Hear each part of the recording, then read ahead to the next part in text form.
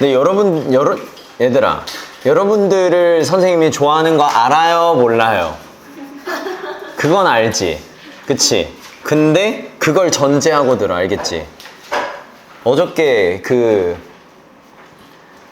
여학생이 시동고 말고 다른 한백고 2학년 여자인데 걔가 독서실에서 자리가 없어가지고 삐져나와가지고 여기 치동고 3 있는 데에서 수업했거든? 아니 수업이 아니라 그 챌린지 했거든? 진짜 너무 시끄러워서 학을 떼더라.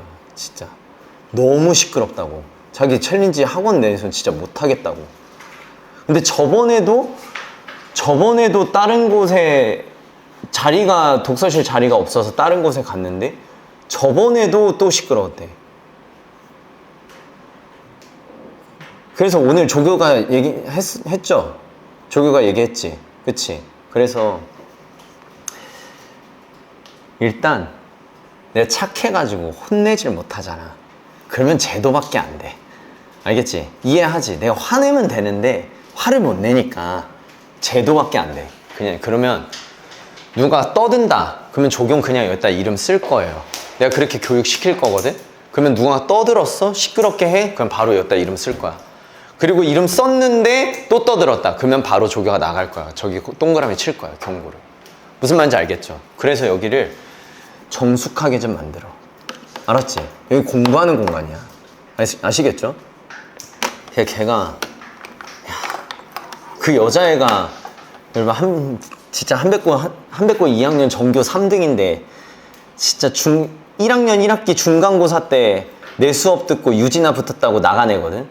근데 2학년 딱 들어와서 중간고사 때 내 수업이 생각난다고 그러면서 다시 온 여자애인데 그렇게 왔으니까 퇴원 얘기 안 하지. 진짜 신규생이면 나가요. 나가. 심해. 알겠어? 그러니까 그냥 여기선 공부만 해. 알겠지? 내가 조교한테 진짜 한마디라도 친구랑 떠드는 게 있으면 그냥 바로 이름 적으라고 할 거야. 알겠죠? 그렇게 해서 제도로 잡자. 화를 못 내니까. 알겠죠? 제도로 잡을게요. 자, 가볼게.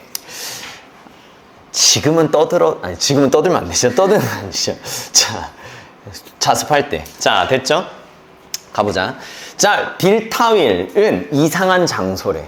이상한 장소래요. 자, 왜 이상한지 호기심을 자극하지. 이런 게 후크야, 후크. 여러분 문법 다 써놨어. 내가 저번 시간에 얘기했잖아. 다수결을 했더니 또 이 새끼들이 필기가 되어 있는 거를 하면 좋겠다고 해가지고 그래서 필기 다 해서 가져왔어요. 자, 됐지? 자, 그러면 이상한 장소야. 됐지? 독자의 호기심을 끌고 있어. 자, 왜 이상해? 자, 일단 빌타윌에 대한 배경을 먼저 제시를 할 거야. 알겠죠? 자, 1899년에 행정관인데 대영제국이에요. 대영제국의 행정관이 decide는 to 부정사의 목적은 취하는 거 알지? 그치? 자, 그래서 ing 나오면 틀려. 이런 것도 알아나. 국경선을 확정짓기로 결정을 했어. 어디 사이에다가? 지금의 이집트와 수단 사이에다가 국경선을 확정짓자라고 결정을 했어. 이해돼? 이해돼? 그냥 국경선을 경계를 짓자 이걸 하려고 한 거야. 자, 됐죠? 근데 식민지의 방식에서 식민지 패션 뒤지게 쳐맞는다 진짜로. 알겠죠? 식민지 시대의 방식에서 그는 결정했어. 자, 뭘 결정했냐면 편리하게 고든 선을 22위도선에 편리하게 고든 선을 갖다 사용하자라고 결정을 했대. 22위도선이야. 너희들 지구 보면은 여기 내가 가져왔어. 자, 이렇게 지구가 이렇게 있잖아. 그러면 몇 도 이렇게 돼 있어. 여기 써 있어요. 몇 도인지. 여기가 22도선이라는 거야. 22도라는 거야. 근데 그 22도의 위도지. 위도가 가로야. 그래서 22위도선이야. 그래서 지금 보면은 쫙 그어져 있지. 이해돼? 알겠지? 이게 지금 대영 제국이 이집트와 수단을 갖다가 가른 거야. 이해됐죠? 오케이? 자, 그런데 중요한 건 이거를 어떻게 받아들여야 되냐. 도대체 대영 제국이 경계를 그냥 지도 딱 펴놓고 여기가 딱 경계. 이걸 어떻게 받아들여야 되냐. 여기 나와 있지 않지만 서구 열강의 일방적 행정 처리라고 받아들이시면 돼. 알겠죠? 일방적으로 행정 처리를 하기 위해서 그냥 여기까지가 얘네 땅, 여기까지가 얘네 땅. 그냥 행정적으로 쉽게 처리하려고 일직선으로 그어버린 거야. 자, 됐지. 자, 그래서 22위도선을 편리하게 고든 선을 갖다가 사용했어. 왜 편리하게 나온지 알겠죠? 이게 바로 행정처리를 쉽게 하려고 일직선을 그었어. 자, 당연히 문제가 있겠어요, 없겠어요? 왜? 편의를 고려했기 때문에 빈 게 있을 거 아니야. 폐가 있을 거 아니야. 자, 볼게요. 놀랍지 않게도 왜 안 놀라운지 알겠지? 편의만 고려했으니까 여러 가지 문제가 다 터졌겠죠. 자, 어떤 문제가 터지냐?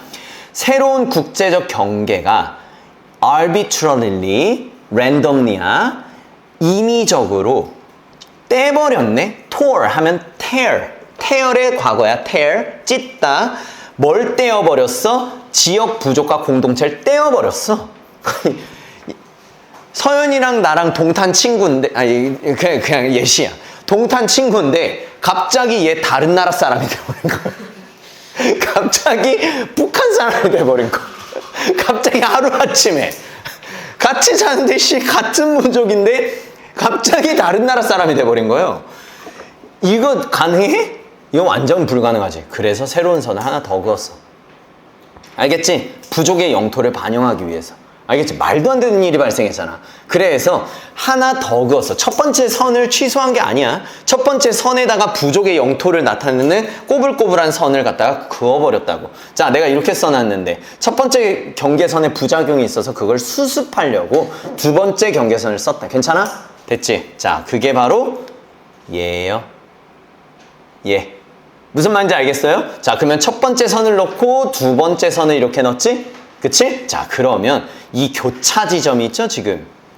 여기. 예. 자, 그러면 가보자. 지금 이게 두 개의 땅이 나왔단 말이야. 이 땅과 이 땅이 나왔어요. 알았지? 지금 이 땅에 대한 글이야. 얘가 소재야. 아까 빌타윌이라고 했잖아. 빌타윌. 알겠죠? 그게 여기에요. 알았지? 소재를 까먹으면 안 돼. 야, 소재 까먹으면 길을 놓친다. 아시겠죠? 자, 그러면 가보자. 그러면 이게 여러분 이 두 가지의 교차하는 선의 결합이 뭘 초래해버렸다. 두 개의 새로운 지역을 만들어버렸어. 맞지? 아까 내가 두 개 가르쳐줬잖아. 두 개의 가능한 새로운 지역을 만들어버렸어. 근데 하나는 거주 가능해. 해안 지역에 딱 붙어 있어가지고 좋아. 알겠죠? 비옥해. 됐습니까? 그걸 뭐라 부르겠다? 할라이브 트라이앵글이라고 불리우는 지역이야. 이해됐지? 왜 트라이앵글 들어가는지 알겠지? 이게 삼각형이야. 무슨 말인지 알겠죠? 자, 이런 비옥한 땅이 하나 생겼고요. 자, 그 다음에 텅 비고 육지로 둘러싸인 사막 지역이 생겨버렸어. 그걸 뭐라고 하냐면 지금 이 글의 소재인 빌타윌이야. 무슨 말인지 알겠죠? 거기가 어디야? 여기야. 육지로 둘러싸여가지고 사막인데 졸라 척박해. 아시겠죠? 졸라 비옥한 땅, 졸라 척박한 땅. 이렇게 생겨버린 거야. 자, 그러면 일단 결과적으로 이런 문제. 굉장히 모호한 땅이 두 개가 생겨버렸어. 자, 그랬을 때 이제 어떻게 됐을까요? 영국이 지금도 이집트 지배해? 안 하지. 영국이 빠져나갔단 말이야. 그러면 이집트와 수단이 이제 자기의 땅이라고 우기겠지. 그때 문제가 터진다고. 봐봐. 여기에서 desirable 할라이브라고 했을 때 이걸 바람직한이라고 하면 더 이상하잖아. 바람직한 땅이 뭐예요? 맞지? 탐나는이라고 해야 맥락이 살아. 탐나는 할라이브를 유지하기 위해서, 다시 말하면 자기 거라고 주장하기 위해서 이집트는 이해할 만하게도 주장을 했어요. 어딜 주장했을까? 1899년에 그은 본래 일직선의 경계선을 주장했어요. 왜? 여기를 딱 그어서 이게 진짜 경계다라고 해야 이게 이집트 땅이 되잖아. 무슨 말인지 알겠죠? 그러면 이집트는 얘가 진짜 경계다 라고 주장하는 거고. 자, 이해됐죠? 그럼 반대도 이제 수단은 뭘 주장할지 알겠지? 수단은 당연히 같은 목적으로, 같은 목적 어떤 목적? 할라이브를 차지하고 싶은 목적. 그 목적으로 새로운 1902년 선을 주장했어요. 이게 진짜 선유지. 마지막에 가진 사람이 진짜지. 그러니까 경계선도 마지막에 그었으니까 그게 진짜지. 뭐 이런 식으로. 이해됐습니까? 자, 그러면 요게 진짜 경계선이다 라고 해야 여기까지가 지금 다 수단 땅이 되는 거잖아. 지금 이게 다. 이해됐습니까? 지금 할라이브를 갖기 위한 서로 간의 분쟁이 일어난 거야. 이해됐죠? 대영 제국이 그냥 생각도 없이 그냥 그어버리는 바람에. 자, 됐죠? 그래서 거기서 이제 역설이 일어나. 역설이 일어나. 자, 보세요. 이게 지속된 갈등의 이상한 결과가 있어. 근데 여러분, to this day라고 했어. 언제? 오늘날까지. 지금까지도. 알겠죠? 지금까지도 두 나라가 거절을 하고 있어. 빌타위를. 얘를 거절하고 있어. 이거 우리 땅 아니라고 거절하고 있어. 근데 그 땅 어떤 땅이야? 야, 크기가 런던 크기야. 무슨 말인지 알겠어? 대략적으로 런던 크기의 지역인 비르타위를 주장을 거절해요. 어휘 문제 조심해. 알겠지? 왜 거절할까? 비르타위를 왜 거절하겠어? 이집트 입장에서는 얘를 안 가져야 얘를 획득하는 거고, 수단 입장에서는 요렇게 그어져 있으니까 얘를 안 가져야 얘를 가지는 거고, 그럼 비르타위를 갖냐 안 갖냐는 무슨 의미가 돼? 할라이브를 갖냐 안 갖냐의 의미가 돼버리잖아. 비르타위를 갖는다고 주장한다는 거. 비르타위, 야, 런던 땅이야. 그래도 런던 크기의 땅이야. 근데 왜 역설이라고 했을까? 왜 역설이라고 했어? 아니, 땅은 당연히 뭐가 있어? 소유욕이 있잖아.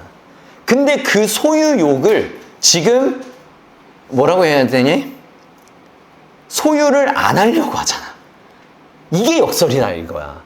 아니, 그냥 가가지고 깃발 꽂으면 내 땅이야.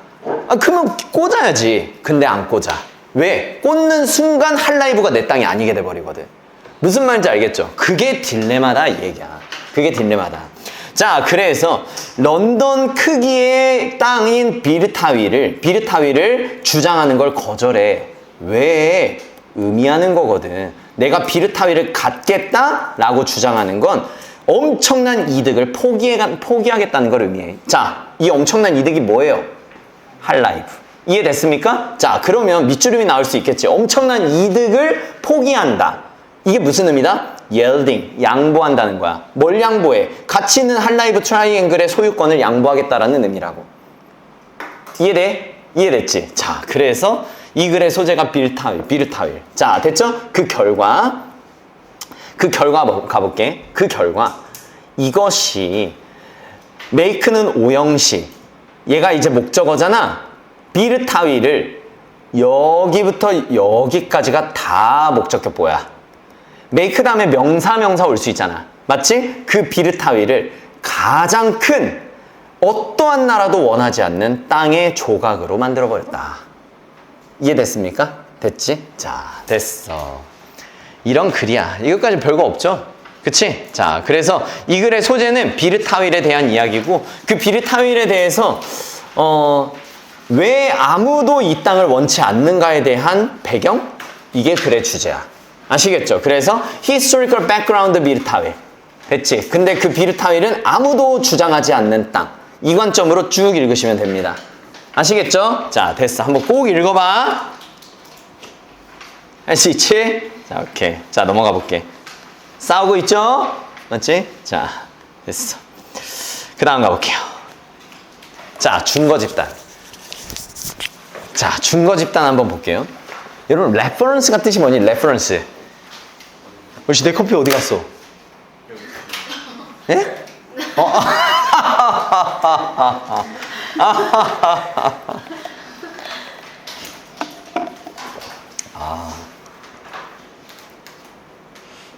야, 우지 커피가 진짜 카페인이 진짜 세다. 좋은 것 같아. 근데 내가 너희들한테도 얘기했지만 그레이피플, 항상 그레이피플만 먹었는데, 그레이피플 먹어도 그러니까 좀 심장이 떨리고 뭔가 붕 떠있는 그런 느낌까지는 안 주거든. 야, 날 지금 여러분 날 지금 살아 움직이게 하고 있어 지금. 야, 미쳤어. 야, 우지 만세다. 피곤할 때 우지다. 야. 진짜 나만 그런지 모르겠는데, 근데 진짜 맨날 그레이피플 거 먹어도 카페인이 그렇게 세질 않아가지고 뭔가 먹어도 좀 그랬는데, 힘든데 힘이 넘치잖아요. 이야, 좋아. 자, 힘들 땐 우지. 자, 저는 관련 없어요, 나랑 관련 없는 곳이야, 거기. 근데 내 느낌만 얘기한 것 뿐이에요. 자, 가볼게. 자, 내 집단. 내 집단이라고 해가지고 my가 아니로 안. 알겠죠? 안. 이런 개그 스타일 좋아해? 자, 됐지? 내 집단. 우리의 내 집단은 뭐예요? 그렇지.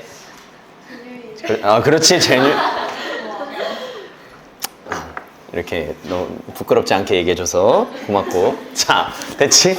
우리 내 집단. 이게 제뉴인이에요. 됐습니까? 그럼 반대로 저기 옆에는 뭐야? 그건 외 집단. 알겠죠? 내 집단, 외 집단. 됐습니까? 그래서 막 유진 아이들이 딱 이렇게 막 이렇게 이렇게 자랑하고 이러면 야, 이씨 이거 봐 막 이러면서 그딴 거 없지? 자, 가볼게요. 자, 내 집단이 준거 집단이 된다. 이게 뭔 개소리야. 준거가 뭐예요?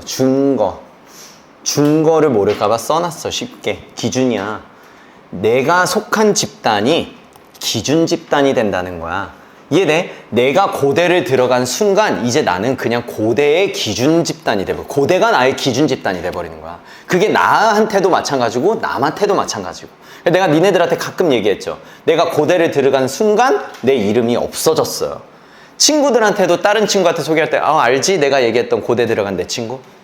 내가 고대 들어간 친구가 돼요. 엄마도 우리 고대간 우리 아들 내 이름은 이제 사라지는 거야. 다시 말하면 이제 준거 집단, 내가 속한 집단이 나의 준거 집단이 된다고. 무슨 말인지 이해돼? 자, 됐죠? 그래서 막 강남대를 갔어. 내가 강남대를 비하는 건 아니지만 만약에 예를 들어서 진짜 듣보잡 대학교를 갔어. 그러면 대학교 어디 다니세요라는 질문이 무서워. 얘기를 할 수가 없어. 알겠지? 그런 의미에서 학벌이 중요하긴 하지만 또 막 엄청 중요한 건 아니다. 알겠지? 근데 딱 마치 내가 고대 나왔으면 뭔가 좀 대학교도 물어봐 줬으면 하고 네가 보는 것처럼 그렇게 병신은 아니야. 약간 이런 거를 그냥 한 방에 끝낼 수 있잖아. 한 방에. 학교 소개팅 나갔어. 학교 어디 나오셨어요? 그냥 고대 나왔어요. 병신같이 얘기해도 이제 속으로는 이 사람 뭐지? 호기심이 이른다고. 알겠죠? 그래서 좋은 집단에 들어가야 돼. 그래서 선생님 와이프가 EBS를 그렇게 들어가고 싶어 했던 거야. 그냥 일개 고등학교 교사지만 근데 얘는 약간 명예욕이 있어가지고 EBS를 겁나 들어가고 싶어 했어. 그래서 EBS 강사하잖아요, 지금. 그러니까 EBS 강사도 하고 여러분 강남인강 강사도 해요. 알겠지? 그러니까 그러면 딱 아무튼 만약에 진짜 선생님 와이프가 사회 선생님이잖아? 선생님 와이프가 딱 나온다? 그냥 내가 봤을 때 바로 대치동 가. 바로. 왜냐면 EBS 출신, 학교 교사 출신, 강남인강 출신 그 세 줄 딱 있으면 그냥 대치동 프리패스야. 왜냐면 강남인강을 대치동을 들어가기 위해서의 등용문이 강남인강이거든.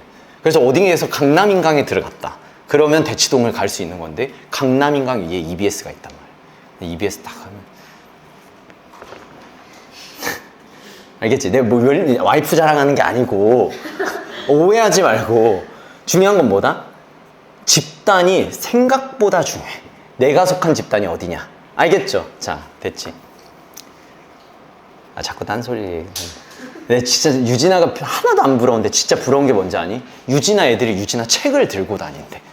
일부러 유진아 책을 들고 다닌대요. 난 그게 부러워. 그게 마치 걔네들한테 그게 준거 집단인 거 아니야? 아닌가? 그냥 무거워서 들고 다닌 건가? 근데 내가 듣기로는 그랬어.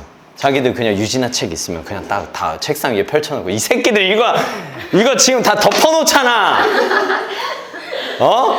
죄다 덮어놓잖아요. 자, 어쨌든 간에. 자, 가볼게. 자, 이제 준거 집단에 대해서는 완벽하게 이해됐다고 보고. 자, 됐지? 준거 집단은 어떤 집단인지 명사, 명사. 이런 식으로 동격을 줘요. 알았지? 그 집단이 뭐냐면, 그러면서 관계사를 주지. 그러면서 꾸민단 말이야.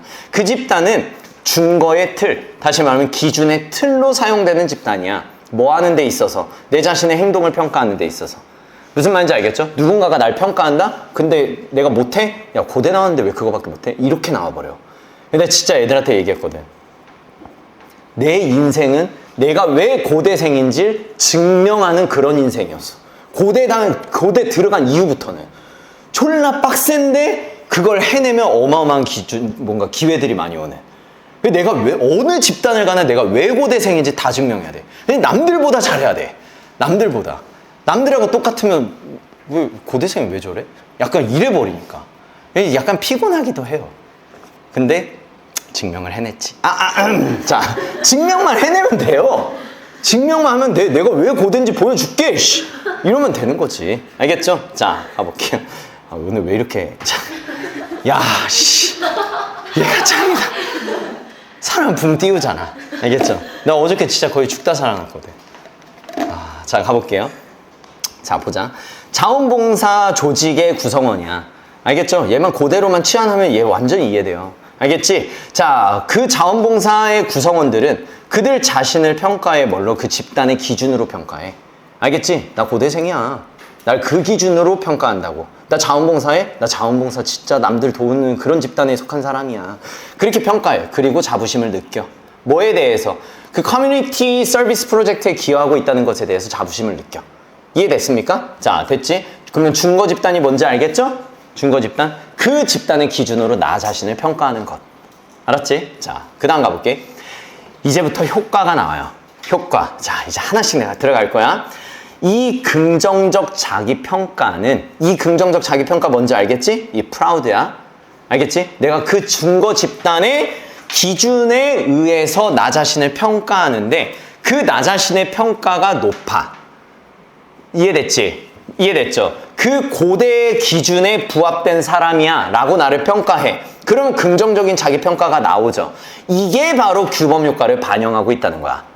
그러면 규범 효과가 뭐게? 라고 하면 나 이거 진짜 왜 이래? 뭐야? 깔끔하게 지워지네. 그 규범 효과는 뭐다? 규범 효과는 뛰어난 집단 속에 있어서 그 기준에 의해 나 자신을 평가해서 자존감이 높아지면, 그러니까 뛰어난 집단의 긍정 마인드가 그 집단의 높은 자존감을 갖게 하고 그 기준에 의해서 나 자신을 평가하니까 내 자존감도 높아지는 것. 그게 바로 규범 효과야. 이해돼? 이해됐어? 이해됐죠? 자, 가볼게. 그래서 이 긍정적인 자기평가가 규범 효과인데, 규범 효과는 준거 집단의 규범 효과. 즉, 그 준거 집단은 뭐야? 그 구성원들이 뭘 공유해? 그들 자신의 같은 관점을 공유하고 있는 집단들이야. 다시 말하면 뭐 봉사활동 집단이다. 그러면 자기 자신을 다 똑같은 관점으로 공유하고 있어. 그 관점들을. 그렇기 때문에 그런 준거 집단에서 규범 효과가 일어난다 이 얘기야. 이해됐어? 알겠지? 오케이. 나 여기에서 속해서 맨날 매주 자원봉사가. 남들 도와. 자부심을 넣지. 그렇지. 내가 지역사회 발전에 내가 기여를 하고 있구나. 무슨 말인지 알겠죠? 자, 됐습니까? 이게 규범 효과야. 자, 그 다음 가볼게. 예시 2. 자, 이러면서 규범 효과를 확장시켜 볼게. 왜냐면 여기에선 지금 발런티어 오거나이제이션이잖아. 맞죠? 이거 자원봉사 집단으로 했잖아. 근데 이게 어떤 집단이나 동아리나 이런 거에만 국한되지 않는다는 거야. 가족도 될 수 있어. 우리 아빠가 어디 회사의 회장이야, 사장이야. 엄청난 자부심을 갖겠지. 그러면 아빠의 기준치가 있겠지. 그러면 그 높은 아빠의 기준치를 따르고 있는 나, 그 기준에 부합돼서 나를 갖다 평가하고 있을 거 아니야. 우리 아빠가 누군데? 내가 이렇게 족밥 취급을 당할 수 없지. 그러면서 졸라 열심히. 알겠습니까? 그게 규범 효과라니까. 내가 누군데? 내가 어떻게 해서 고대를 들어갔는데? 내가 일단 족밥 취급을 당할 수 없지. 졸라 열심히 할 수 있게 됐다고. 무슨 말인지 알겠습니까? 내가 누군데? 나 치동인데. 그딴 개 같은 내가 그런 건 안 하잖아요. 내가 치동인데 나 치동이야. 이런 병신 같은 거. 자, 됐습니까? 자, 그래서 그게 단순히 동아리에 국한되지 않고 집단에 국한되지 않는다고요. 집도 괜찮아. 그래서 그 준거 집단의 다른 구성원들이 높은 자존감을 갖고 있다면, 알겠지? 그 구성원이 높은 자존감을 갖고 있어? 그러면 그 규범을 공유할 가능성이 높고 높은 자존감을 가질 가능성이 높아져. 무슨 말인지 알겠죠? 오케이? 자, 아빠의 기준에 딱 충족시킬 가능성이 높고 그 규범을 딱 공유해가지고 자존감이 높아진다고. 알겠죠? 자, 됐어.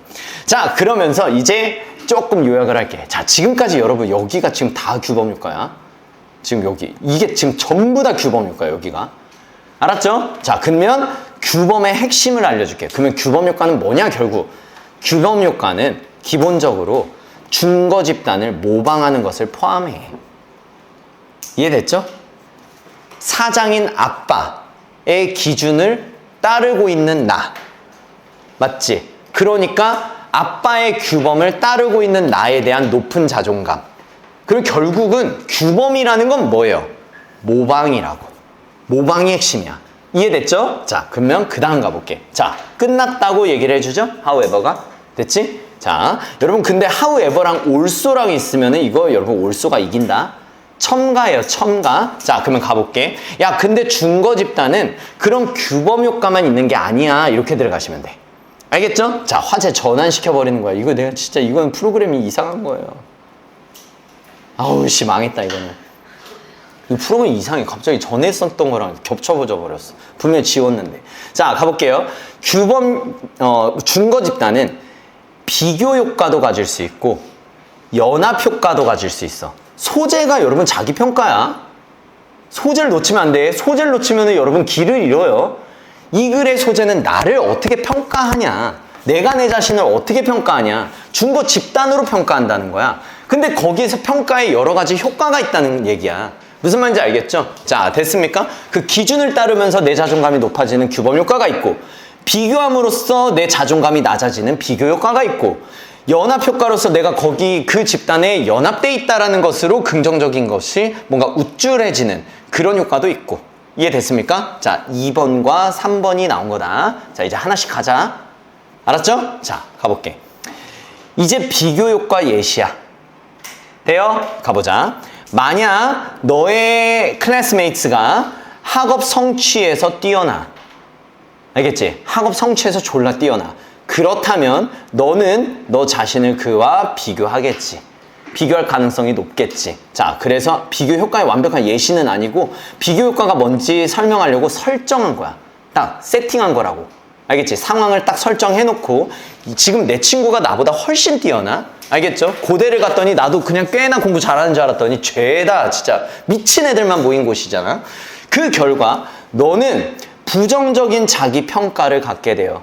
콤마 찍고 문장 끝났으면 콤마 찍고 ing 분사구문 들어가자 뭐라 느끼면서 너의 학업 성취가 이거 외워야지. is not up to par.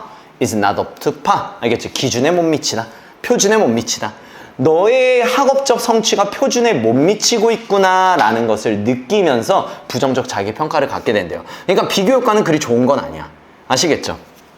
됐지? 자, 됐어. 그러면 비교 효과 끝? 할 수 있지? 야, 규범 효과, 비교 효과, 연합 효과 3개 나온다. 그리고서 막 이제 막 치동식으로 막 뭐 이해한 반응 나올 수 있고요. 그 효과를 너 제대로 이해하고 왔니? 약간 이거를 갖다 물을 거 아니야. 맞죠? 그 효과가 정확하게 뭔지 아셔야 돼. 자, 됐지? 마지막 3번째 가볼게. 3번째는 연관 효과, 연합 효과야. 연합 효과는 뭐냐면 브릴리언트 그룹에 연합돼 있잖아. 맞지? 그러나 족밥이야. 과에서 막 D 받고 막 F 학고 받고 막 이래. 하지만 나 고대라고. 내가 학교 기계공학과에서는 졸라 쭈구리인데 나 고대라고. 남들과 비교했을 땐 뭐해? 졸라 남들과 비교했을 때 내 자존감이 뚝뚝 떨어지는데 근데 어쨌든 고대잖아. 그게 바로 연합효과야. 이해됐어? 뛰어난 집단과 연합한다는 것이 너로 하여금 뭘 느끼게 해? 너 자신의 프라이드를 느끼게 하는 것. 이거 사역동사지. 동사 원형 있는 거 봐. 알겠죠? 자, 너 자신의 프라우드를 느끼게 하는 것. 뭐 한다는 것만으로도. 연합효과의 핵심은 여러분 소속이에요. 소속. 알았지? 거기에 소속되어 있다는 것만으로도 프라이드를 느끼게 하는 것. 이게 연합효과야. 됐지? 콤마 찍고 ing 뭐 하면서? 반사된 영광을 누리면서. 알겠죠? 고대라는 빛이 나에게 반사된 영광을 누리게 한다고. 나에게. 이해됐습니까? 자, 그래서 여기 써놨지? 과에서 꼴찌야. 그래도 고대 과잠을 입고 우쭐해하는 모습을 생각하시면 돼. 이게 연합효과예요. 자, 됐죠? 밑주름이 나오면 이 밑주름이 나올 수 있겠지. Basking in reflected glory. 나올 수 있겠죠? 자, 이거 밑주름이 나오면 자존감을 얻은 거야. affiliation으로부터. affiliation이 뭐예요? 내가 아까 쓴 소속이야. 소속. 거기에 소속된 것으로부터 자존감을 얻은 거야. 근데 그 소속 어떤 소속인데? 졸라 뛰어난 집단. 알겠죠? 졸라 뛰어난 집단. 이해됐어요? 됐지? 자, 그래서 이 글의 소재가 뭐다? 이 글의 소재? 준거 집단에 대한 이야기. 자기평가로 해도 돼. 자기평가에 대한 이야기인데 그 자기평가에 대해서 아니면 뭐 준거 집단 해도 되고요. 준거 집단에 대해서 다양한 영향. 사실 주제로 내긴 너무 아까워. 너무 아깝잖아. 너무 시시하잖아. 사실 이 글은 여러분 너 규범 효과가 뭔지 정확히 이해해 왔어? 비교 효과가 뭔지 알아? 연합 효과가 뭔지 알아? 그럼 규범 효과도 자존감이 늘어나는 거고 연합 효과도 자존감이 늘어나는 건데 너 규범 효과랑 연합 효과는 확실하게 이해하고 있어? 이렇게 묻겠지. 맞죠? 근데 그 차이가 뭐야? 그 차이는 뭔데? 규범 효과는 그 기준, 지금 보면은 규범 효과는 나 자신을 그 그룹의 기준에 의해서 평가를 해서 자존감이 올라간 거야. 뭔 말인지 이해돼? 뭔 말인지 이해돼? 다시 말하면 그 기준에 의해서 그들 자신을 평가한 거. 다시 말하면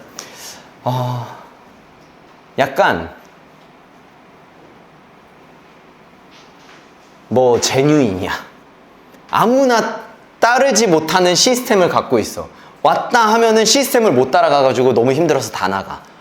그러면 실질적으로 내가 그 제뉴인이란 집단의 기준을 따르고 있죠. 그거에 자부심을 느끼는 거야. 그래서 책을 갖고 다니는 거야. 이해됐죠? 근데 연합효과는 뭐냐면 그냥 그 집단에 속해져서 그냥 기준을 따르든 안 따르든 상관없이 그냥 그 집단에 속해져 있다는 것 때문에 지금 내가 자존감이 높아진 거야. 무슨 말인지 이해됐어요? 그 차이를 좀 분명하게 해. 알았죠? 알았어, 몰랐어? 돼, 안 돼? 됐죠? 자. 됐습니까? 이렇게 집단, 그 집단에 의해서 집단 자체의 어떤 뭐랄까, 그 기준에 의해서 나를 평가하는 거, 이건 남들과 비교하는 거. 친구들은 다 잘하는데 왜 난 왜? 연합효과는 우리 반이 1등이야. 난 우리 반에서는 1등은 아니지만 그냥 나도 자랑스러워. 이런 거. 이해돼, 안 돼? 됐죠? 그러니까 규범이랑 연합이 다른 거는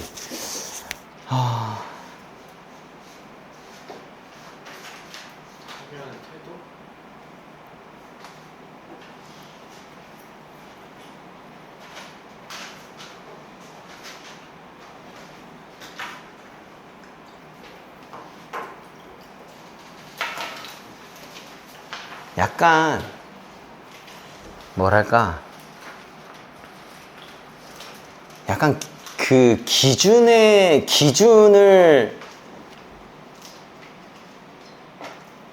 따르고 있다는 것에 대한 자존감의 높음이라고 해야 될까? 그러니까 약간 이거를 어떻게 딱 구별을 해야 될까? 그러니까 얘는 약간 행동에 초점이 많이 맞춰져 있어. 내가 이 행동을 해내고 있다는 거. 그래서 이 규범 효과의 핵심은 모방이야. 알겠죠? 한 회사의 회장인 우리 아빠를 닮아 내가 따르고 있다는 것에 자부심이 느껴지는 거야. 근데 얘는 그냥 집단에 소속되어 있어서 자존감이 높아진 거야. 알겠죠? 얘는 약간 행동에 초점이 맞춰져 있고 얘는 약간 소속에 초점이 맞춰져 있어. 이해됐습니까? 아시겠죠? 자, 됐어. 자, 그 다음 가볼게요. 여러분 사실 뭐야 이거 아니지. 사실 이 불이야 전까지는 다 쉬워요. 이 불이야가 좀 빡세. 알겠지? 불이야 전까지가 좀 쉬워. 이것도 겁나 쉽다. 아시겠죠? 자, 그러면 불이야를 향해서 가고 있다고 봐도 무방해. 알겠죠? 자, 렛츠고. 자, 심층 작업. 여러분 심층 작업은 당연히 높은 집중력을 가지고 하는 걸까? 아니면 얕은 집중력을 가지고 하는 걸까? 높은 집중력을 가지고 하는 거겠죠. 잘 봐. 자, 심층 작업은 이때 심층 작업이라 해. 이거 크게 잡고 가. 알았지? 언제 심층 작업이라 하냐면 네가 깊은 집중을 가지고 활동을 할 때 심층 작업이라 해. 근데 그 깊은 집중이라는 게 뭔지 내가 조금만 더 설명할게. 깊은 작업은 뭐냐면 너의 인지적인 능력을 끌어올려 버리는 거야. 밀어버리는 거야. 아시겠죠? 나의 인지 능력을 갈 때까지 끌어올리는 그런 깊은 집중을 가지고 하는 활동. 하지만 여기서 끝내면 안 돼. 여기서 안 끝냈잖아. 알겠죠? 여기에 있는 크리에이트를 예로 받으면 아직 심층 작업에 대한 설명이 안 끝났다는 얘기야.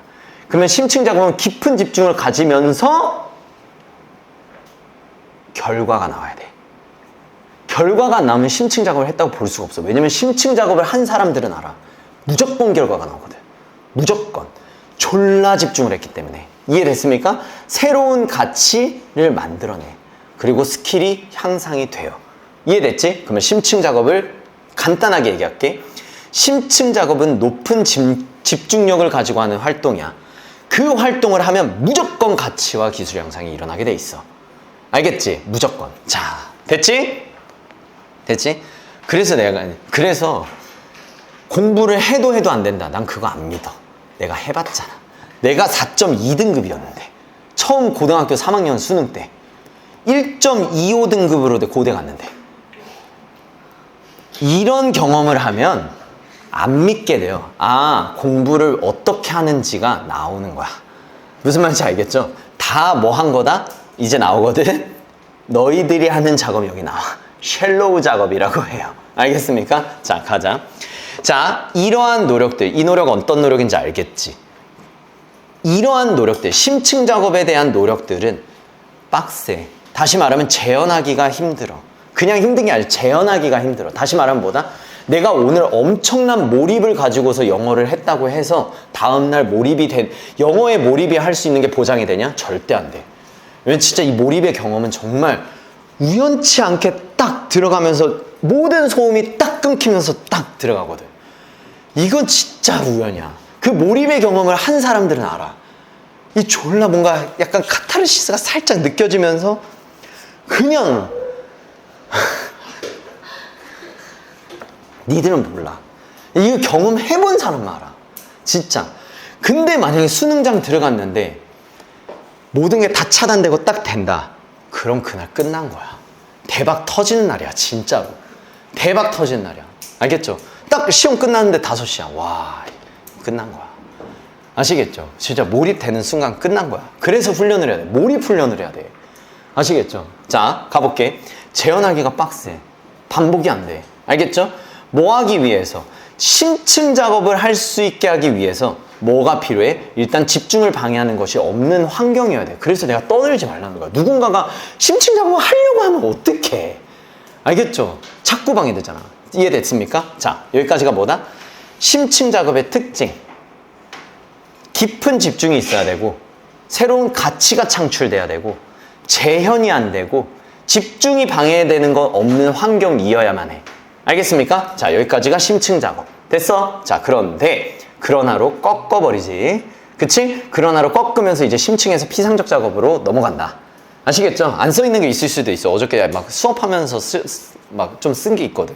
자, 가볼게요. 많은 사람들에게는 우리가 너무 많은 시간을 on the other end of the scale, 이거 해석되는지 봐봐. on the other end of the scale.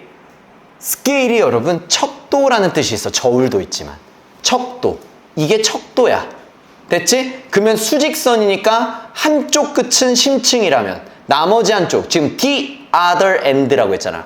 지금 한쪽이 심층이라면 나머지 한쪽은 피상이 들어가겠죠. 됐지? 아, 문제 제기야. 문제는 뭐냐면 너무 많은 사람들이 너무 많은 시간을 그 척도의 반대편, 즉 피상적, 여기 나오는구나. 피상적 작업에 너무 많은 시간을 보낸다는 거야. 뭐 하면서? What is referred to as shallower. 피상적 작업이라 불리는 것을 하면서. 이해됩니까? 됐죠? 자, 문제 핵심이 뭐예요? 문제 핵심이 뭐야? 문제 핵심 잘 잡아야 되는데. 문제 핵심이 뭐야? 사실 눈만 있으면 되잖아요. 눈만 있으면 되잖아. 얘가 핵심이야. 피상적 작업 쓸 데 없어? 피상적 작업 쓸 데 없는 거야? 아니야. 피상적 작업에 너무 많이 거기에 시간을 쓰는 게 문제야. 숙제를 갖다 너무 다 베껴. 그냥 너무 생각도 없이 많은 시간을 쓴다는 게 문제야. 아시겠죠? 숙제는 빨리 한 50분 만에 끝내버리고 나머지 생각한 것들 딱딱 틀린 것들만 딱딱 남겨가지고 얘네들 한 1시간 반씩 생각해야지. 알겠죠? 숙제는 빨리 끝내버리고. 이해됐습니까? 얘가 포인트다. 알겠죠? 내가 강조하는 이유가 있어. 이따가 나와. 자, 봐봐. 이러한 스타일의 작업은 당연히 피상적 작업이야. not A but B. 자, 특징 가볼게. 일단 인지적으로 안 힘들어. 그 진짜 심층 작업을 하면 머리가 지끈지끈 아파야 되거든. 근데 인지적으로 힘들게 하지 않아. 됐죠? 오히려 논리적 유형을 실행해. 여러분 헷갈리면 안 돼. 논리가 우리가 생각하는 논리는 솔직히 마음속에 플러스야. 맞지? 근데 여기서 지금 로지컬 마이너스야. 이해됐습니까? 다시 말하면 피상적인 작업은 논리적 유형의 실행이야. 다시 말하면 센의 AP 정도라고 보시면 돼. 센 AP 맞나? 요새도 APC 이렇게 돼요? 맞지? 센의 AP 정도. 센의 AP 정도는 당연히 뭐 A 다음에 B니까 B 다음에 C. 그러니까 A는 C지. 이거 논리 작업이잖아. 근데 어때? 졸라 집중해야 나오니? 아니야. 그냥 논리적으로 푸는 게 아무런 생각은 없어. 알았지? 지금 얘기하는 건 뭐냐면 완전 심층 작업. 알았지? 왜? A는 B가 왜 나온 건데? A 다음에 B가 나오는 이 인과관계가 맞아? 이게 심층이야. B 다음에 C가 나오는 게 맞아? 맞아? 이게 다 맞아? 그래서 A는 C구나. 이게 심층이라고. Why와 how란 말이야. 무슨 말인지 이해됐죠? 자, 됐어? 자, 그러니까 엄밀히 이 유형 자체는 논리적인 유형을 푸는 거다. 센 AP야. 근데 AP 백날 풀어보세요. 한 1000문제 풀어봐. 1등급 받나? 1등급은 센 C에서 나와요. 무슨 말인지 알겠지? 계산, 기본 개념 이거 다 논리적인 거라고. 이거 뭐다? 이런 게 심층 작업이야. 그런데 문제는 뭐야? 이게 새로운 가치를 만들어내지는 않아요. 무슨 말인지 알겠지? 완전 한 단계 뛰게 할 수는 없다고. 절대. 아시겠죠? 그래서 내가 진짜 각 잡고 딱 생각하라는 거야. 각 잡고 딱 문제 풀 때도 내용일치 한 문제 풀 때도 그냥 탁탁 지워지는 애들이 있어. 그런 애들 생각 말고 딱 틀린 애들 있잖아. 그 애새끼들 채점하는 거 보면은 내 진짜 맨날 고3 때 이렇게 채점했거든? 틀린 거 있어도 틀린 걸 표시를 안 해. 내 삼수 때는 어떻게 채점했는지 아니? 이렇게 채점해. 왜? 이 틀린 게 가치 있거든. 나한테. 무슨 말인지 알겠죠? 이해됐지? 자, 그러니까 결과론적으로 피상적 작업의 특징은 일단 첫 번째, 인지적으로 힘들질 않아. 두 번째, 논리적이긴 맞아. 논리적이긴 해. 알겠죠? 하지만 이 논리적 유형이 새로운 가치가 창출이 안 돼요. 새로운 가치가 안 나와. 이해돼? 비록 그들이 중요하긴 하지만. 내 내용일치 조심해. 알았지? 내가 아까 얘기했죠? 심층 작업이 안 중요한 게 아니야. 센 AB를 해가지고 계산과 기본 개념을 무의식화해야 C로 넘어가는 거지. 무슨 말인지 알겠죠? 안 필요한 게 아니야. 근데 가치는 C에서 나온다고요. 자, 됐지? 우리는 종종 이러한 작업을 해. 뭐 할 때? 산만할 때. 이해됐죠? 이해됐지? 센 AB는 여러분 쉬는 시간에 이어폰 꽂고도 충분히 해. 무슨 말인지 알겠죠? 노래 들으면서 충분히 해. 자, 됐지? 자, 이 부분. 그러면 여기까지가 뭐? 심층 작업에 대한 피상적 작업에 대한 문제인데, 문제의 핵심은 피상적 작업이 너무 많이 거기에 시간을 쓴다는 거야. 알겠죠? 너무 많이 쓴다. 자, 그러면 가볼게. 오해할까봐. 내가 지금 피상적인 작업이 필요 없다고 한 게 아니야. 이거 오해할까봐. 그 부분이야. 그래서 내가 물론 넣은 거야. 물론 피상적 작업은 나름의 역할을 갖고 있어. 이거 의역해야 돼요, 여러분. has its place. 그만의 장소가 있어. 알겠죠? 피상적 작업은 나름의 역할이 있어. 자, 뭐 때문에 나름의 역할이 있어? 일상적 유형. 이게 논리 유형이야. 일상적 유형. 센 A, B라고 보시면 돼. 그 과업이 행해질 필요도 있거든. 알겠죠? 내가 계산을 다다다닥 정확하게 해야 될 필요가 있거든. 그런 의미에서 나름의 역할이 있어. 그리고 우리가 전체 시간을, spend 시간 ing가, 알겠죠? 우리가 전체 시간을 deep work에도 쓸 수도 없거든. 무슨 말인지 알겠죠? 내가 아까 얘기했잖아. deep work 하면 머리가 지끈지끈하다고. 야, 좀 일어나 있어를. 저 새끼 저거 팔까? 저기 일어나 있어. 자, 됐어요? 여기 왜 이런지 알겠지? 피상적 작업의 부분 인정. 아, 인정해. 피상적 작업이 중요한 건 인정해. 자, 그래서 문제의 핵심을 다시 잡아줘. 내가 지적하는 문제는 뭐냐면 지나치게 많이 한다는 거야. 무슨 말인지 알겠죠? 지나치게 많은 피상적 작업을 가지고 있다는 그것의 문제는 얘라는 거야. 뭐다? 우리가 바빠. 스트레스도 똑같이 쌓였어. 안 한 게 아니니까 스트레스 똑같이 쌓였는데 문제는 결과가 안 보여. 결과가 없어. 나름 했는데 성적이 안 나와. 알겠죠? 뭘 반영해? 우리의 경험된 노력을 반영하는. 다시 말하면 야, 이건 우리의 경험된 노력을 반영하는 결과물. 이게 무슨 말이야? 우리의 노력을 반영하는 결과물. 다시 말하면 노력에 비례한 결과물. 노력에 비례한 결과물. 안 보여. 내가 3시간 공부를 열심히 했어. 그러면 3시간어치의 결과물이 나와야 되는데 안 나와. 이유가 뭐다? 피상적으로 공부해서 그래. 아시겠죠? 이게 여러분 본질이에요. 본질. 알겠지? 본질이야. 너무 좋은 지문이에요. 너무 좋은 지문이에요. 그래서 여러분들 성적에 고민이 있다면 이 지문을 꼭 기억하세요. 알았지? 내가 얼마만큼 기피하고 있냐. 알겠지? 그게 다야. 결국. 우리 아까 교수님이 그러셨거든? 나무를 갖다가 두 사람이 베려고 하는데 딱 교육학 교수님이 처음에 딱 들어와가지고 이런 비유를 하더라고. 이 사람은 1시간 안에 이 나무를 패라 라는 똑같은 과업이 주어졌어. 이 사람은 다짜고짜 도끼를 갖다가 딱 들고서 막 팼어. 50분간 팼어. 50분간 팼는데 안 패져, 더 이상. 그래서 결국 못 팼어. 근데 이 사람은 30분간 고민을 했어. 도대체 이거 1시간 동안 어떻게 패? 30분을 고민했어. 30분을.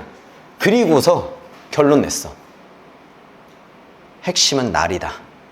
날을 졸라 갈자. 그리고 10분간 갈았어. 30분을 고민하고 10분 동안 날을 갈았어. 그리고 10분 만에 패버렸어. 10분 만에 쓰러뜨렸다고, 나무를. 뭔 말인지 이해돼? 이 말을 교육학 교수님이 나한테 했어. 나한테 한 게 아니라 우리 학생들한테 했지. 교육학 학생들한테.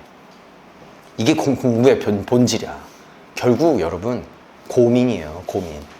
알았지? 생각, 고민. 이게 깊어야 돼. 알겠죠? 됐지?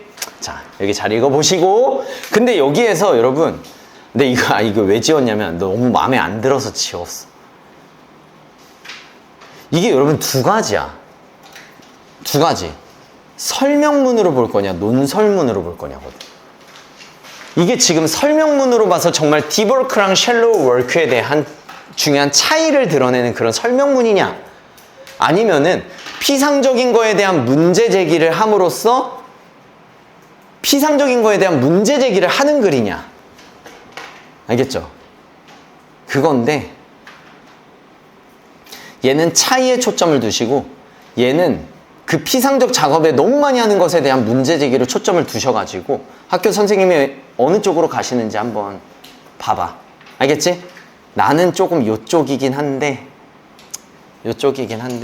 아무튼 뭐 한번 보세요. 알았지? 학교 선생님 갑이다. 자, 오케이. 자, 그 다음 가볼게.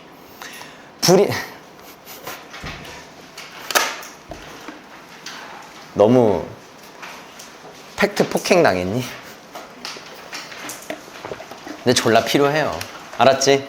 필요해. 자, 얘 많이 어려워. 많이 어려워. 아니, 우주안전 줘요? 자, 가볼게. 이 새끼 빡세다. 자, 보자. 상징은, 인스트루멘탈 있죠? 이거 유즈풀이야. 인스트루멘탈이 유즈풀이야. 자, 그래서 상징은 유용해. 뭐 하는데 유용해? 헬프 준사용 모르면 반드시 알아두세요. 목적어 동사원이요. 자, 사람들이 사회적 상황으로부터 의미를 얻다. 알겠죠? 사회적 상황으로부터 의미를 얻도록 도와주는데 유용해. 자, 이해돼? 유용하다는 건 지금 얘를 도와주는데 얘가 유용하다는 건 얘가 큰 역할을 한다 이 얘기 아니야? 그럼 결국 무슨 얘기? 사회적 상황. 다시 말하면 무슨 상황? 내가 소셜이 뭐라 그랬어? 남들과 함께라고 했어. 소셜은 남들과 함께 지내는 상황에서 의미를 얻어야 되지. 너희들도 내가 하는 말의 의미를 파악하면서 수업을 듣고 있잖아. 결국 그 사람의 말만 들으면 안 돼. 그러면 결국 의미를 파악해야 되는데 그 의미를 파악하도록 도와주는 게 바로 상징이라고. 그럼 우리는 어떤 상징을 써서 내가 너희들에게 의미를 전달하고 있어? 언어죠? 맞지? 근데 언어만 쓸 수 있니? 아니야. 언어 자체의 체계가 발달되지 않은 아마존 부족이라든지 그런 곳에서는 사회적 상황에서의 의미를 몸짓으로 할 거예요. 무슨 말인지 이해돼? 그래서 얘는 완전히 추상적으로 간 거야. 알겠죠? 자, 됐어. 인간은 사회적 동물이라 무조건 남과 함께 살게 돼. 그 남과 함께 살 때 의미를 파악하는 게 중요한데 그 의미를 파악하게 하는 게 바로 뭐다? 상징이다. 이해됐죠? 오케이. 자, 됐어. 구체화해볼게. 사회적 만남이라고 되게 구체적으로 가잖아. 같이? 자, 사회적 만남에서 각각의 사람의 해석과 정의. 뭐에? 특정한, 이 기분이 주어진이라고도 하지만 이 기분 자체를 certain으로 해석도 많이 해. 알겠죠? 특정 상황에 대한 각각의 사람의 해석과 정의. 맞아? 맞아? 우린 어떤 상황을 보고서 그걸 해석하잖아. 윤석열의 계엄. 이거 하나의 사건이잖아. 그거에 대해서 해석이 분분하잖아. 맞지? 모두가 특정 상황에 대해서 정의하고 해석한다고요. 그래서 주관적 현실이 되는 거야. 이해돼? 뭐로부터? 그 사람의 관점으로부터 오는 주관적 현실이 되는 거야. 자, 머릿속에 정리를 하자. 자, 세팅을 해. 일단 상황이 먼저 일어나죠. 우리는 그 상황을 뭐 해? 상징을 통해서 해석해. 무슨 말인지 알겠죠? 그 상황을 갖다가 해석해. 그럼 그 현실 자체가 뭘로 변해버려? 주관적 현실로 변해버려. 무슨 말인지 알겠죠? 이해돼? 사건이 발생하고 그걸 해석하고 그 해석한 걸로 그 해석한 것이 우리의 현실을 만들고. 이해돼? 알겠죠? 자, 이거 가져가야 돼. 왜냐면 헷갈릴 수가 있다. 잘 봐. 우리는 종종 가정해. 여러분, 이런 게 뭐예요? 이런 게 뭐야? 이런 게 통념이야. 우리가 가정하는 모든 생각들은 다 병신 같은 생각이에요. 이해돼? 자, 그러면 가볼게. 우린 뭐라 가정해? What we consider to be reality. 야, 외우자. 아까 저기 한백고 2학년 수업할 때도 사고인식 동사 나와가지고 꼭 외우라고 얘기를 했고, 사고인식 동사 또 나왔어요. 더 충격적이게는 수능에도 나왔어. 보기 5번이지만 정답은 아니었어. 무슨 말인지 이해돼? 내가 왜 백그라운드를 쫙 깔아주고 있을까? 지금 장기 기억으로 빼라는 거야. 중요하니까. 아시겠죠? 그러면 consider 목적어 to be. 다시 말하면 사고인식 동사는 목적어 다음에 to be가 나오는 게 사고인식 동사야. 이걸 먼저 외우셔야 돼. 알겠죠?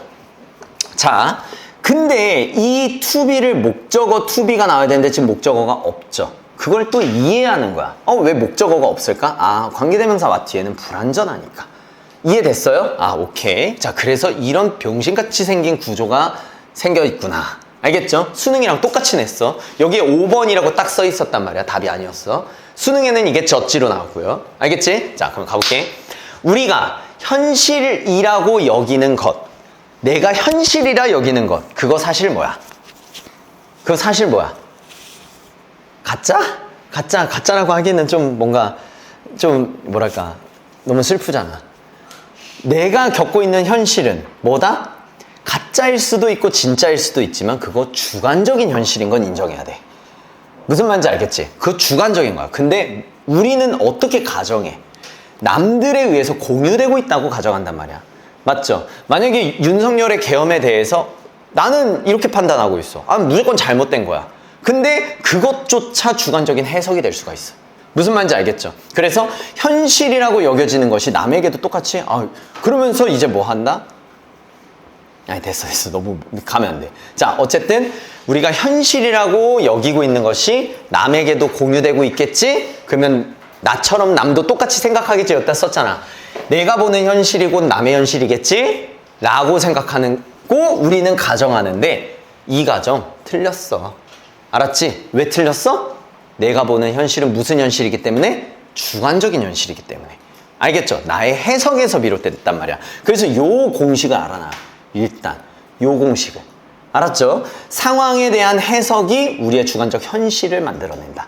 아시겠죠? 자, 됐어. 근데 봐봐. 여기를 갈 때 어떻게 가면 되냐면 야, 그러면 네 말대로 다 주관적이면 사회생활 어떻게 해? 이렇게 들어가면 돼. 아시겠죠? 야, 사회생활 그러면 어떻게 해? 누군가가 해결하겠지. 누가 해결해? 이걸 누가 해결해줘요? 다 주관적으로 생각해. 다 내가 생각하는 게 다 달라. 근데 그거를 갖다가 그래도 어떤 상황에서는 어떤 이 주관적인 생각들을 갖고 있는 사람들을 어떤 상황에서는 한 번에 이렇게 이끌고 가야 될 때가 있잖아. 그걸 해결하는 게 누구다? 바로 상징. 그 중에서도 언어다라는 거야. 이해됐어요? 잘 봐. 주관적인 현실 얻어지지? 공유돼. 됐습니까? 뭘 통해서? 주관적 현실이 어떻게 공유가 돼? 주관적인데 어떻게 공유가 된다? 합의된 상징을 통해. 근데 즉, 명사, 명사, 즉, 그 합의된 상징은 즉 뭐다? 언어야, 언어. 특히 언어. 왜 특히 언어라고 하는지 알겠지? 상징이라고 하는 게 졸라 많아요. 근데 우리는 특히 언어 덕분에 주관적인 현실도 공유가 될 수 있는 거야. 이해돼요? 됐지? 자, 그래서 잘 봐. 그러면 언어는 각자의 주관적인 세계를 연결해가지고 소통을 가능하게 만드는 다리라고 쓴 것도 이해돼? 이해되죠? 자, 그런데 봐봐. 내가 여기에다가 이렇게 쓴 거는 그렇다고 해서 랭귀지가 주제가 아니야. 얘가 주인공이 아니야. 마치 이런 주관적인 현실을 갖다가 하나의 합의된 상황, 합의되게 만드는 그런 상징으로서의 언어를 주인공으로 만들면 안 돼. 아시겠죠? 그래서 얘가 여기다 써놓은 거야. 만약에 언어를 문제 해결책의 관점으로 봐버리면은 언어가 핵심이 돼버려. 근데 나는 그렇게 생각 안 하거든. 알겠죠? 자, 봐봐. 만약에 들어간다는 것은 여러분 예시예요. 알았지? 야, 만약 한 사람이 fire라고 소리를 쳤다면 어디에서? 굉장히 붐비는 영화관에서. 그래서 아까 여기 영화관에서 불이야라고 한 거야. 아시겠죠? 자, 그러면 누군가가 영화관에서 불이야라고 외쳤다면 지시형용사 가세요. 그 언어가 같은 반응을 만들 거야. 무조건? 아니. 근데 그 같은 반응은 뭐야? 탈출하고자 하는 시도. 그걸 만들겠지. 탈출하고자 하는 시도를 만들 거야. 근데 조건이 있어. 단, 그걸 듣고 이해할 수 있는 사람들 안에서만. 이해돼? 누군가가 내가 영화 보고 있는데 알라깔라 똑깔라미 띠! 야이씨, 알라깔라 똑깔라미 띠! 이걸 어떻게 아냐고. 이걸 어떻게 알아요? 근데 사실 불이야라는 말이었던 거지. 사실 그냥 개소리예요. 알겠지? 개소리인데, 그러니까 언어가 무조건 해결책은 아니라는 거야. 자, 여기 보세요. 한 그룹 내에 있는 사람이야. 그룹 내에 있어. 같은 의미를 공유하지 못하고 있네. 맞죠? 그 주어진 상징에 대해서. 다시 말하면 불이야라는 상징에 대해서 같은 의미를 갖고 있지, 공유하고 있지 못할 때 혼란이 초래된다고. 어떤 혼란이 초래돼? 어떤 사람들, 그 불이야라는 단어의 의미를 모르는 사람들. 아시겠죠? 불이야라는 단어의 의미를 모르는 사람들은 what the commotion. 단어 너무 어렵지. 소란이야, 소란. 그 소란이 무엇에 관련된 건가? 그 소란이 뭐에 대한 건가 알 수가 없다. 이해됐어? 알겠지? 그러면 결국 내가 왜 문제 해결책으로서 언어를 보라고 하지 않은지 알겠지? 언어는 있잖아. 그 상황을 이해하는 하나의 수단일 뿐이야. 근데 꽤나 몸짓이나 이런 것보다 훨씬 좋은. 이해돼? 돼요? 그럼 결국 여기까지 다 뭐에 관한 이야기야?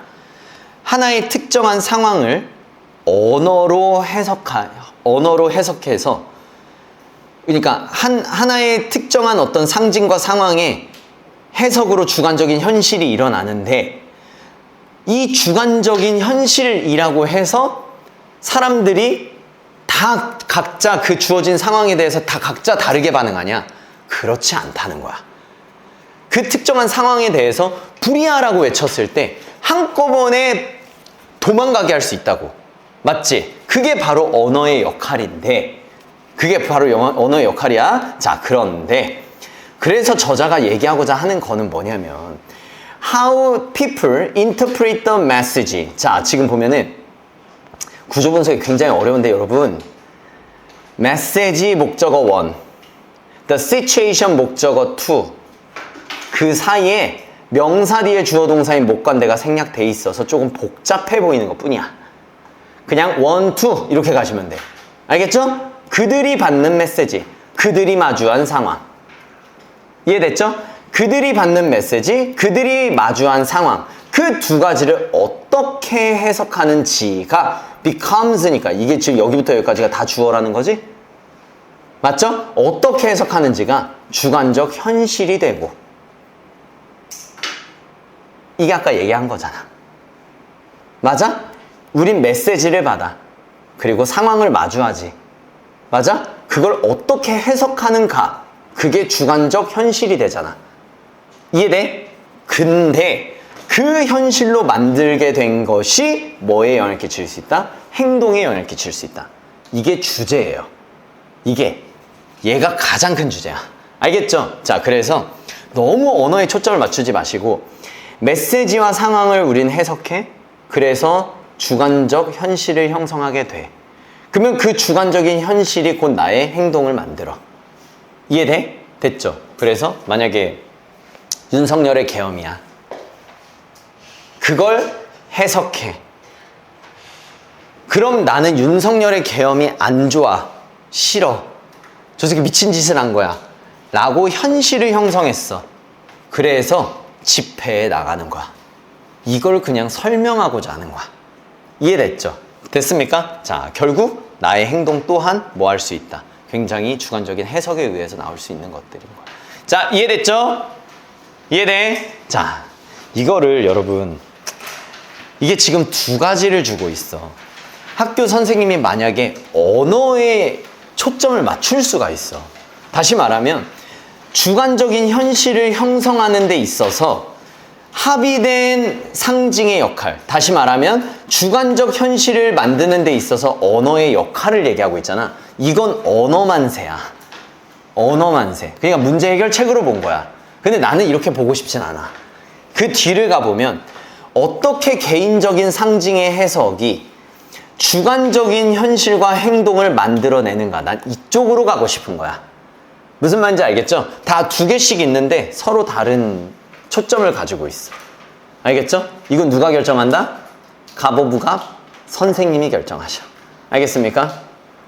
자, 됐지? 자, 그래서 이렇게 해서 마무리하고요. 여러분, 내가 아까 처음에 얘기했던 것처럼 일단 다음 주 월요일 날 졸라 화요일로 가고 싶을 거야. 맞지? 졸라 화요일 날 가고 싶을 거 아니야. 뒤지게 맞는다 진짜로. 정말 뒤지게 맞는다. 교차 수강하지 마세요. 알았지? 주말을 써. 알겠지? 내가 주말 못 써서 공부를 안 해서 화요일로 집단으로 모여버리는 바람에 시스템이 망가져 버렸단 말이야. 이해돼? 알겠죠? 시간은 똑같아요. 다음 주 월요일날 같은 시간에 오시고. 알겠습니까? 야, 여기에서 지금 화금이 누구니 근데? 정확히 화금. 아니, 화금 오면 안 돼. 화금 오면 안 돼요. 근데 지금 정말 특수한 상황 때문에 못 오는 그런 거. 화금. 어? 너 화금이잖아. 맞지? 아우, 저 새끼 진짜 저 뒤지게 팰까? 저 혼자 자유낙하 실험하고 있는 저 뒤지게 팰까?